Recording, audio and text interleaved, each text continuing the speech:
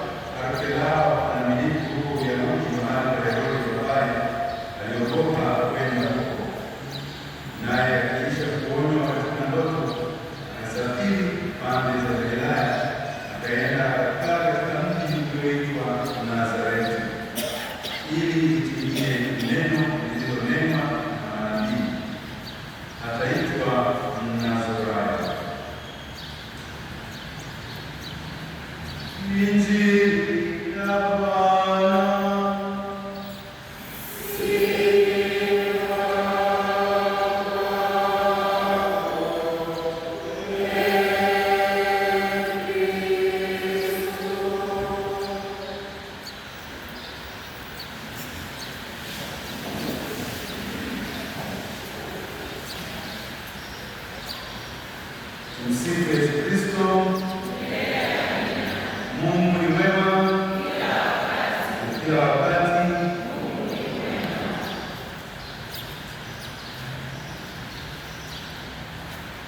Tunapendwa,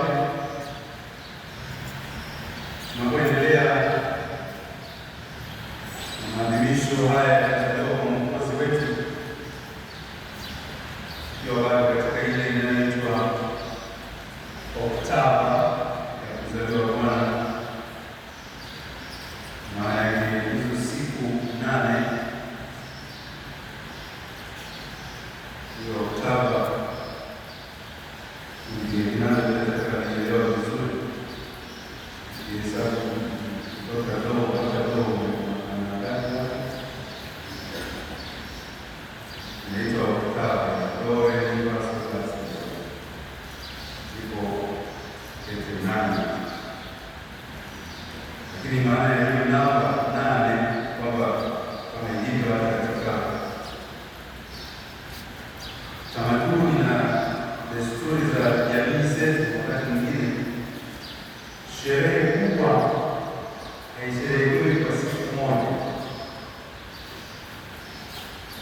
Hizi ndio zile sherehe ambazo ndugu na jamaa wanasafiri kutoka wanapotoka na pia kuweka makao hapo, wala hawana haraka ya kuondoka. Wakati mwingine mpaka mwenyeji wa usiku na mtandao, kwa sababu hawaendi. Sherehe kubwa hiyo kiasi kwamba sio ya leo na kesho watu wanaondoka. Na sherehe kwa muda mrefu, wakati mwingine wiki kadhaa au hata mwezi mzima. Kwa kama panga vizuri, utakuwa unakutana watu watakula nini, watalala wapi. Kwa maana katika utamaduni wa kanisa pia sherehe kubwa tunazisherehekea kwa mwendelezo kidogo.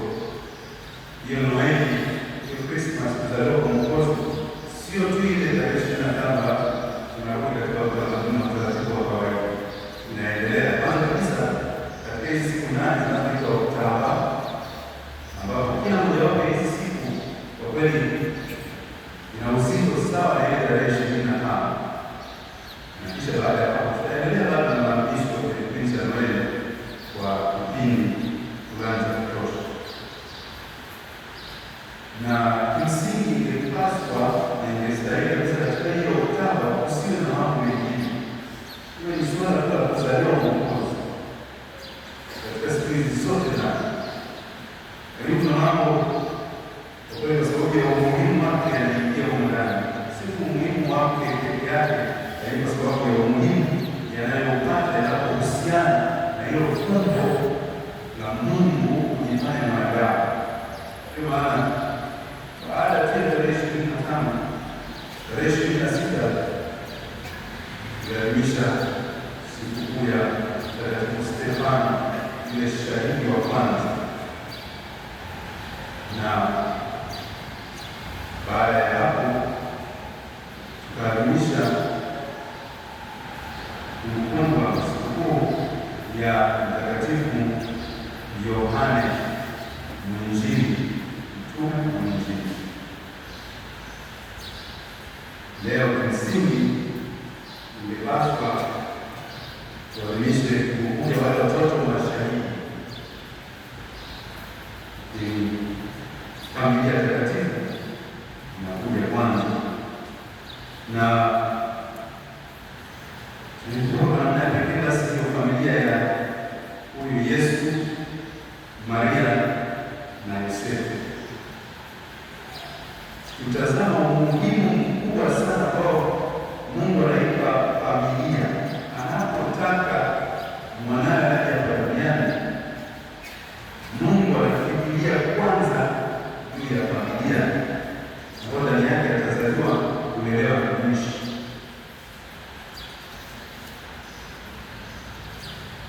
Anamfikiria mama atakayezaa huyo mwana, ingawa anamzaa kwa uwezo wa Roho Mtakatifu, kwa maana kwamba haihitaji baba kuwepo. Mungu anamfikiria, sio kumkea, anamtafuta na kumwandaa Yosefu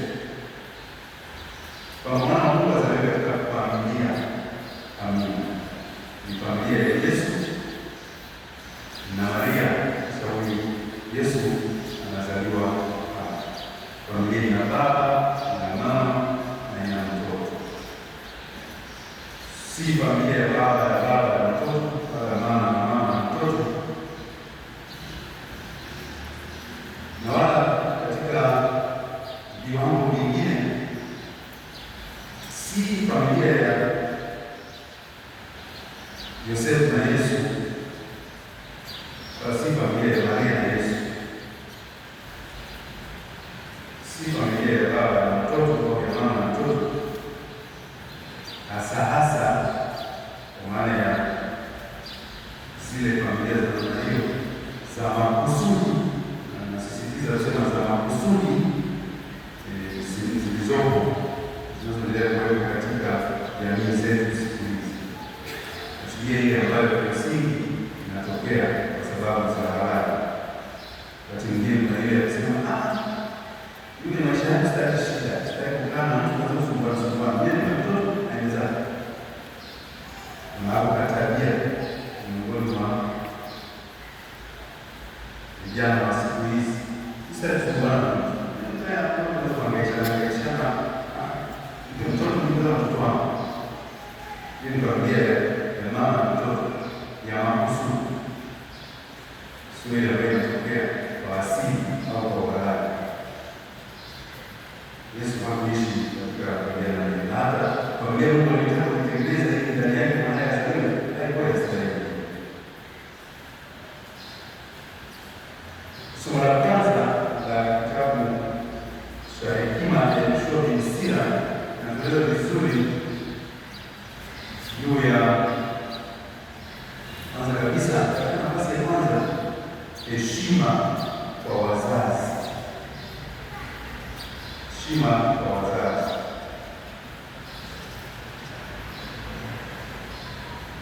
Anasema mtarafu wana baba apewa Mungu utukufu,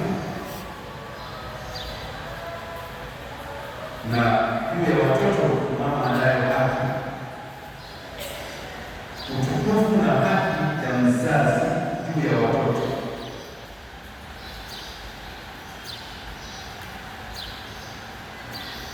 Tunafahamu sisi kama wanadamu, si wa Kristo, hapa na pale, kwa sababu ya udhaifu wetu mbalimbali na makosa yetu, ni lazima tutubu, tusiungane dhambi zetu na kufanya malipizi kwa sababu ya makosa yetu. Yoshua bin Sira anatupa siri mojawapo ya namna nzuri sana ya kufanya malipizi ya dhambi zetu. Anasema anayemheshimu baba yake anafanya malipizi kwa dhambi zake. Katika heshima hiyo kwa mzazi yanafanyika malipizi. Kumbe si tu baada ya kuungana kwa kasari ya wazazi ya Mungu au salamu alaykum wa sallam. Heshima kwa mzazi ni malipizi ya dhambi. Naeleza hivyo kuambia kwamba si kitu cha kawaida, sio kitu kidogo. Kama heshima ina uwezo wa kuwa malipizi kwa dhambi, elewa uzito wake, elewa umuhimu wake. Heshima kwa mzazi na uwezo wa kuwa malipizi ya dhambi zako, elewa uzito wake, elewa umuhimu wa heshima kwa mzazi. Na endelea kusema kwamba anayeheshimu mama yake anajiwekea akiba iliyo azizi. Hii si akiba unayoweka benki, sio akiba ya pesa, sio akiba ya mali, kwa sababu mali na fedha peke yake havitoshi katika maisha. Bila shaka wengi wenu sasa, wale ambao watu wazima walioko hapa, watakuwa ni mashahidi kwamba kwa kweli mnatembelea baraka na neema mlizopata kwa wazazi. Mara nyingi hizo ndizo zilizowasaidia hata kuvuka hapa na pale. Ingekuwa tu ninyi wenyewe msimame pekee, msingeweza. Kuna ni akiba. Heshima kwa wazazi ni akiba unayoelekea kule mbele. Kuna mahali utahitaji, kuna mahali utaitafuta ikusaidie, ikukumbushe. Wakati mwingine inawezekana ni wakati ambapo hawatakuwepo tena, lakini ile akiba inaenda na wewe.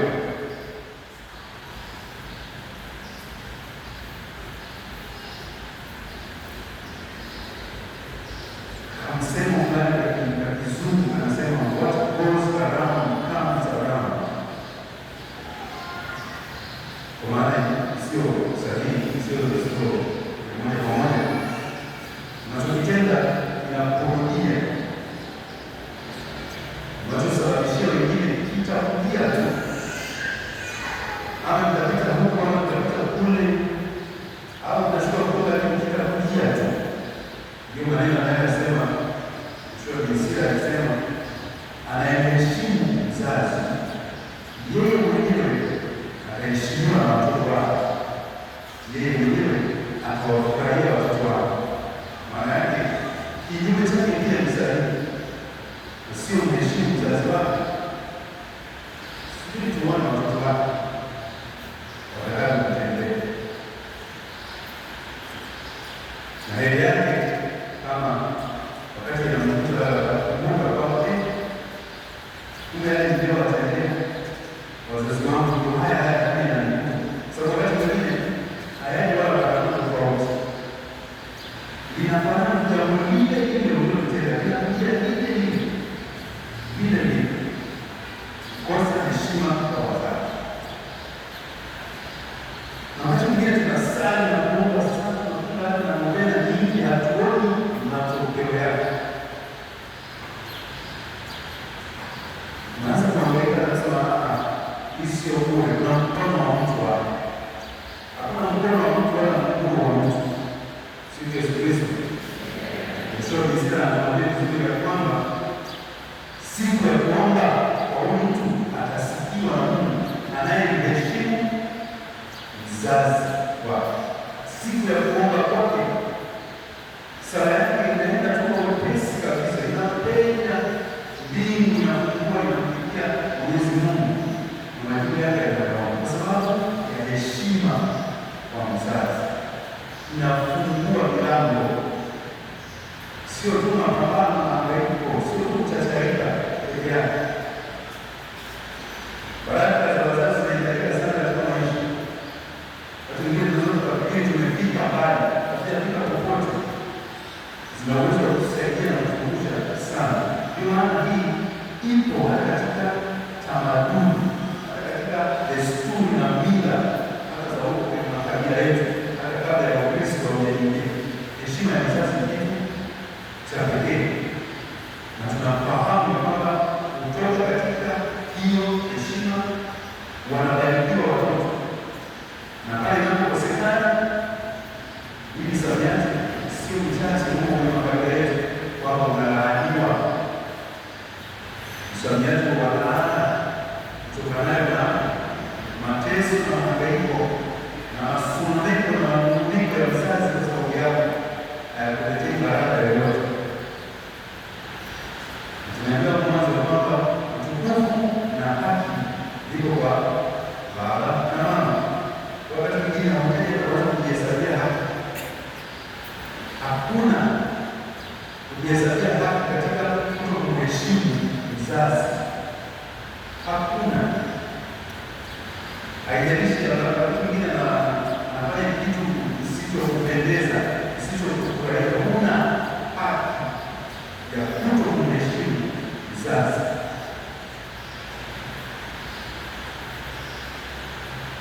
Na naendelea kusema kwamba anayemtukuza baba yake ataongezewa siku zake, anarudisha katika amri za Mungu. Mungu aliyekuwa ziwe 10 tu, chache mno, katika na yote ambayo angeweza kusema, aliyekuwa ziwe 10 tu. Unapokuwa na mambo mengi ya kusema, unaambiwa yaseme kwa maneno machache, yaseme unachagua kwa yale ya muhimu zaidi. Na kama mheshimu, waheshimu baba na mama, mpate neno hili duniani, alichaguliwa kwa Mungu na machache zaidi, na ndio kwamba ni muhimu sana. Katika amri zake 10 Mungu akaamua moja iseme waheshimu baba na mama, na ahadi yake ndio kwa kisho Isra kumusha kwamba bali hii ni kweli kwamba utaongezewa siku zako.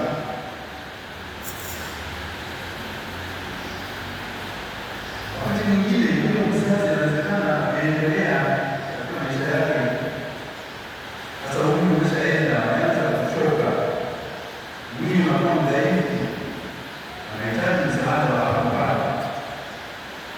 Wakati mwingine pengine kumbukumbu zake zinaanza kupungua, ama uwezo wa akili yake unapungua. Mwishoni Isra anaonya usije ukadhiriki kuanza kumdharau kwa sababu ya udhaifu wake. Anasema katika uzee wake umsaidie, usianze kuwa wale watoto makaidi yanayosema haya mazee kusumbua kila saa na mimi tu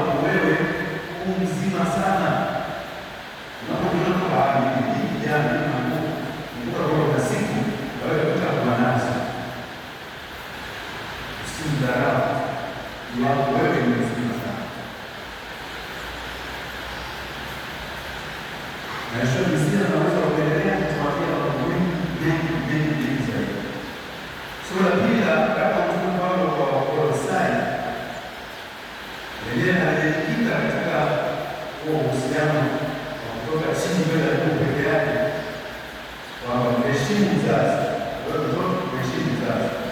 Sio mistari na mwelekeo huu unatoka chini kwenda juu. Basi Mtume Paulo anazungumza katika mazingira ya namna hii ndani ya familia. Kuna baba, kuna mama, kuna watoto, mahusiano yakae namna gani mle ndani.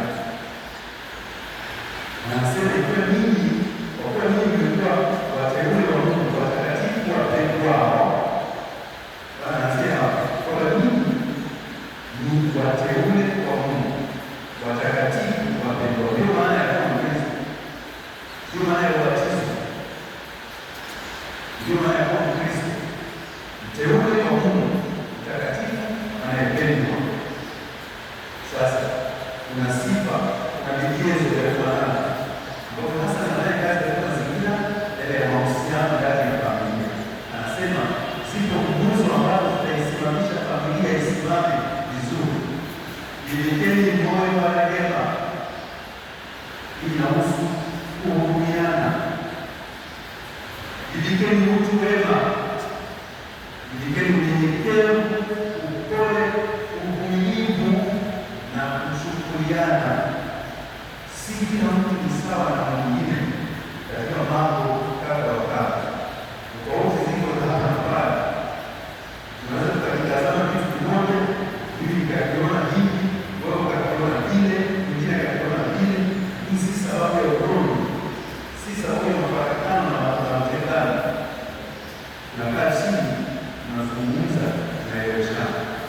Sasa katika jamii zetu na familia zetu za leo, tunapungukiwa sana hivi cha kuzungumza, mazungumzo na majadiliano, ambayo hayamaanishi kwamba yanalenga kubatilisha uhalisia na ukweli kama ulivyo, bali inamaanisha kumfanya yule ambaye hauone auone, kumfanya yule ambaye hauelewi auelewe.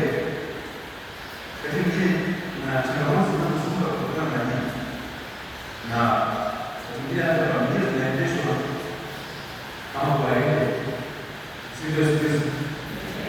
Asilimia yale hapa na pale ambapo wengine kurudi kwa mzazi jioni unasababisha kila pale anapata shambani na mwingine.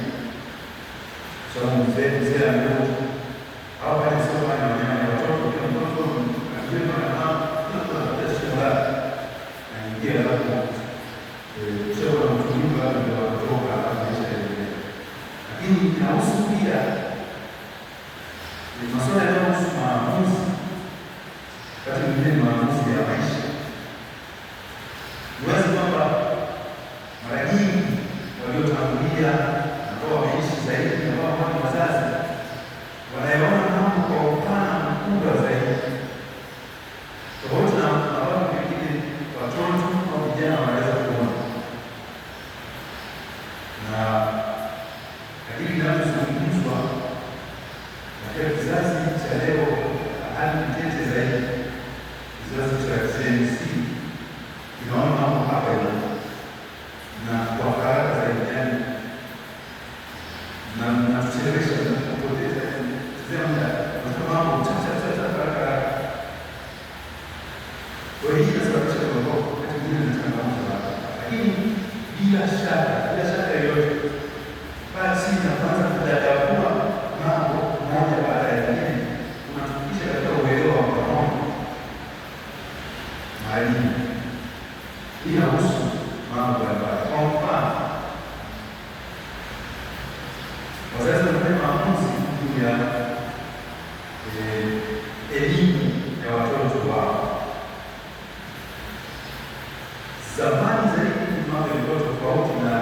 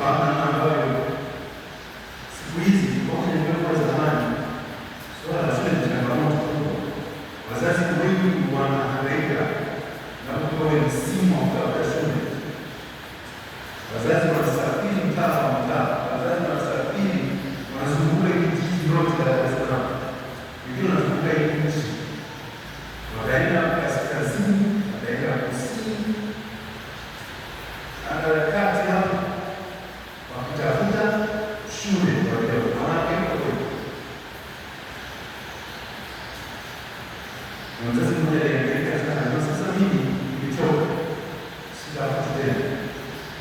Sasa unafanya nini? Lazima Yesu. Lakini wakati mwingine incident inatokea. Watoto au kwa sababu kuna mambo wameyaona, wanayafahamu katika uhalisia na ukweli, au kwa sababu ya makundi pamoja na marafiki zake na wazazi wanaamua wanapotazama jambo. Sisi tuendeni shule fulani. Kila mmoja akamshawishi na kumshinikiza mzazi wake tuende shule fulani. Mzazi kwenye akili yake na kufikiria St. Maximilian. Kwa hiyo pamoja nilisema tutaenda St. Maximilian. Tumbia. Lakini kama nimesema hivi St. Maximilian. Sawa, kwa mnajaza tunapeleka St. Maximilian, tunawaita kwa usahihi interview. Mtoto anakuja, ana uwezo mkubwa sana darasani, anaandika majukumu yote kwenye interview.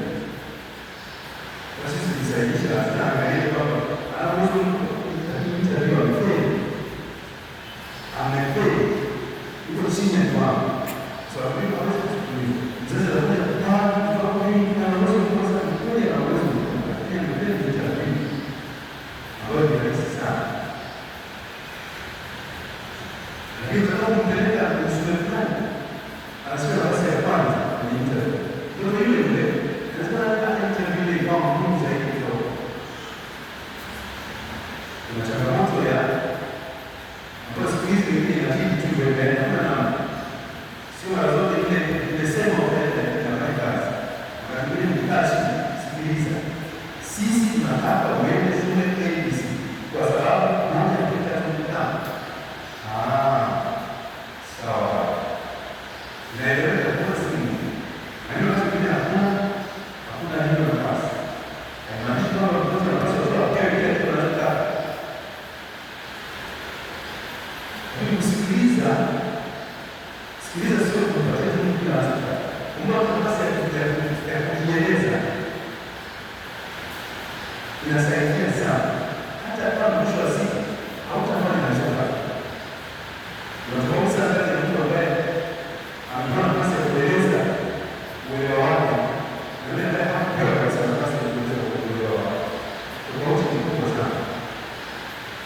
Nasema hata kama hautafanya unachotaka, acha niseme. Wakati mwingine anaanza kuongea unaona kabisa hivi nishaomba. Kina mwelekeo usieleweke. Acha niseme ndicho cha kwako. Alafu kumaliza unaanza kumsaidia yeye mwenyewe akishambua. Hicho anachosema, hicho anachotaka. Mwambie angalia hivi. Unaona angalia hivi. Unaona katika kusema angalia hivi. Yeye mwenyewe anasema kumbe sisi sisi na utofauti. Sasa unapokuwa wengine wanaenda mbali zaidi na sema tunapaswa kuwasikiliza watoto, lakini wanatii pia kitu tunachotaka. Hiyo sio maana yake. Kusikiliza haina maana ya kutii kila kitu mtoto anachotaka. Ni maana ya kuongea nafasi ya kuongea. Ukishaongea unasaidiana, utambua kile anachosema. Kwa upendo na kumwonyesha kitu kingine kama ni kibaya, yeye mwenyewe anakwambia baba unaona mwana wewe yeye ni baba. Yeye ni baba. Wakati kama sisi tuna nafasi tunaweza kumbana sana. Wakati mwingine nahusu masuala yanayohusu elimu ya kawaida, lakini wakati mwingine elimu ya juu. Wazazi wana ndoto zao. Sisi tunafanya wote wanasheria, lazima wawe wanasheria. Sasa mmoja anasema mimi ndio daktari. Hapana, nasema lazima uwe wanasheria.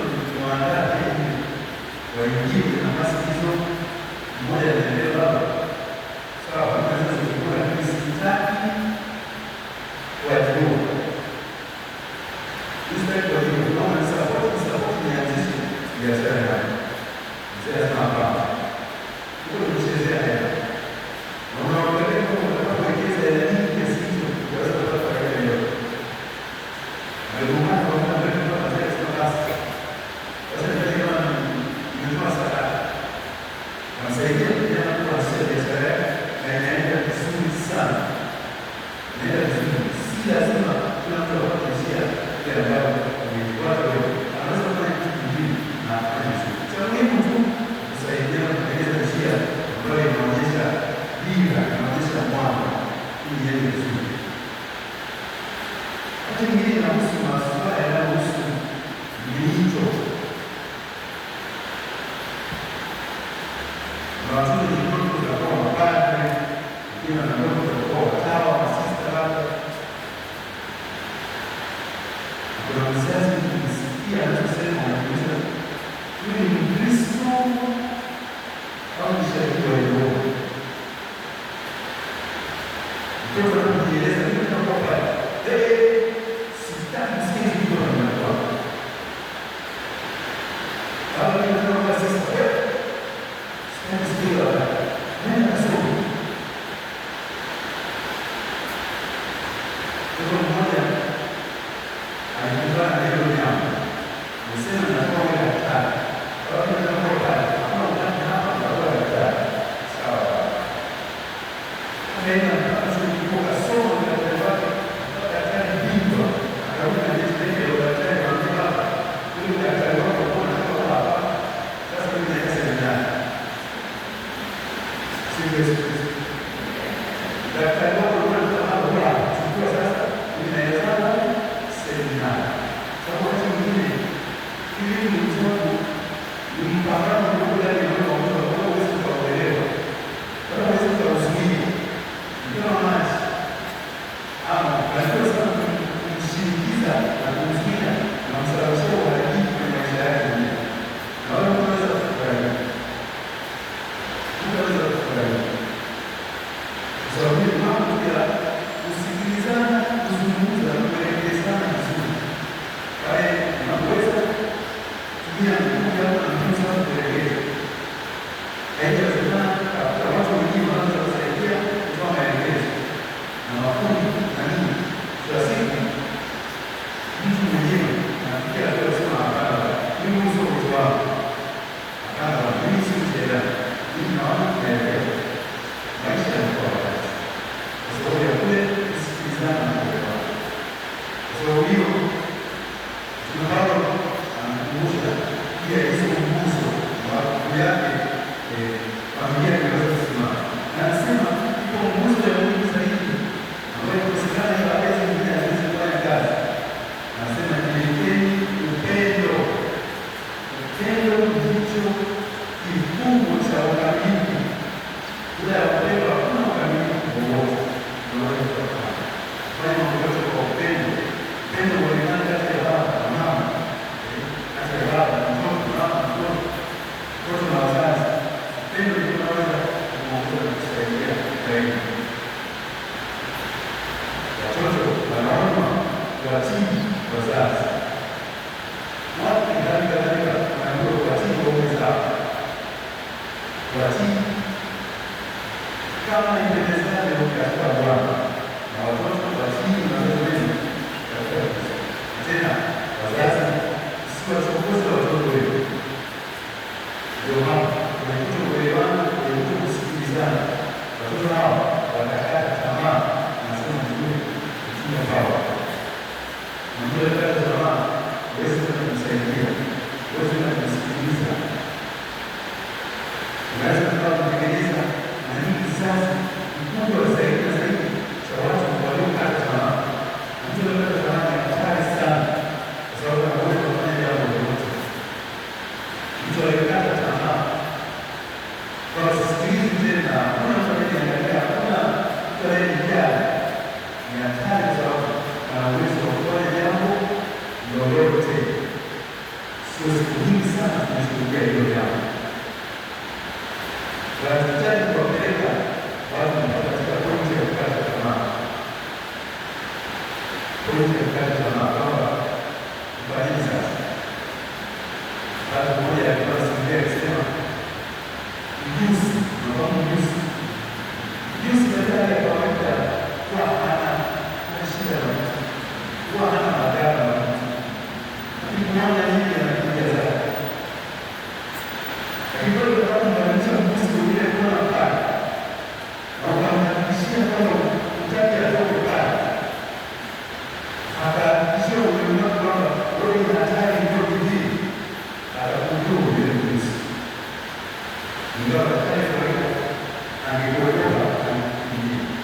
jinsi atakapokia ile maji. Naona mimi ndio siku huko ni hatari na inaweza kuwa kwa msingi na mazoezi.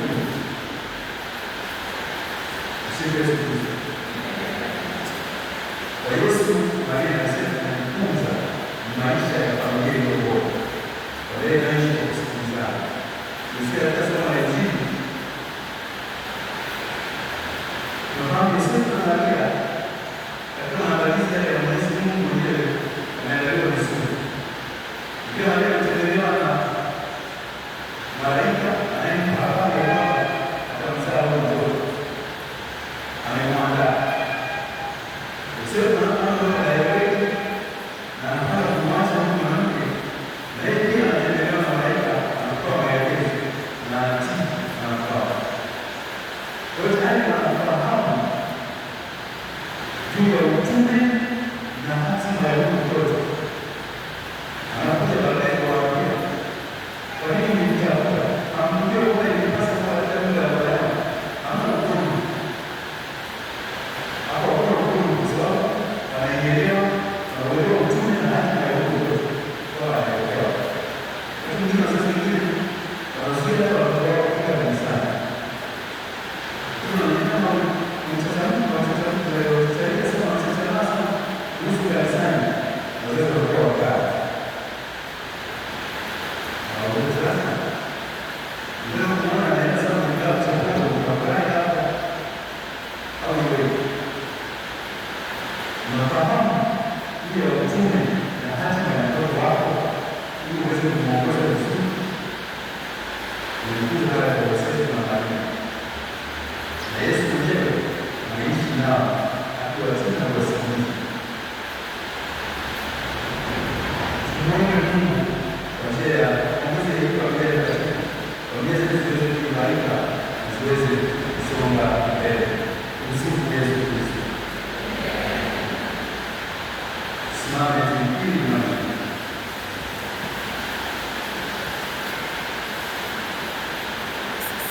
Nasadiki kwa Mungu mmoja, Baba mwaminifu, Mungu wa uaminifu na bidii, na vitu vyote vinavyoonekana na visivyoonekana. Nasadiki kwa Bwana mmoja, Yesu Kristo, mwana wa pekee wa Mungu, aliyezaliwa kwa Baba tangu milele yote, Mungu aliyetoka kwa Mungu, Mwana wa Mwana, Mungu kweli kwa Mungu kweli, aliyezaliwa bila kuumbwa, mwenye Mungu mmoja na Baba, ambaye vitu vyote vimeombwa naye, alishuka kutoka mbinguni kwa ajili yetu sisi wanadamu na kwa ajili ya wokovu wetu. Akapata mwili kwa uwezo wa Roho Mtakatifu, kwake yeye Bikira Maria, akawa mwanadamu, akasulubiwa kwa ajili yetu sisi kwa mamlaka ya Poncio Pilato, akateswa, akafa, akazikwa. Siku ya tatu akakabidhiwa Maria, akapaa mbinguni, ameketi kuume kwa Baba.